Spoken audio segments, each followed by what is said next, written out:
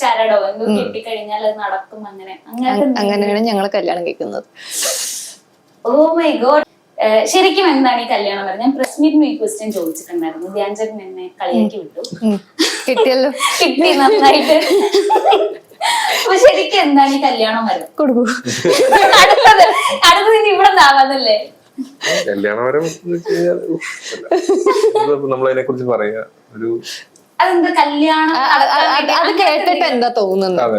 അതായത് നമുക്കിപ്പോ ഈ നമ്മള് പറയില്ലേ മരത്തിനകത്ത് മറ്റേ കെട്ടുക, അതിനാണോ? ഒരു മിനിറ്റ് കുട്ടി പറയട്ടെ. അത് നമുക്കൊരു ആഗ്രഹം പോലെ ഒരാളിനെ കല്യാണം കഴിക്കണം എന്ന് ആഗ്രഹം ഉണ്ടെങ്കിൽ അത് പ്രാർത്ഥിച്ചിട്ട് അവിടെ പോയി എന്തോ ചരടോ എന്തോ കെട്ടിക്കഴിഞ്ഞാൽ അത് നടക്കും, അങ്ങനെയാണ് ഞങ്ങൾ കല്യാണം കഴിക്കുന്നത്. Oh my God. നിങ്ങൾ രണ്ടുപേരുമാണല്ലേ കല്യാണം നടത്തണ്ടേ? എല്ലാം എല്ലാം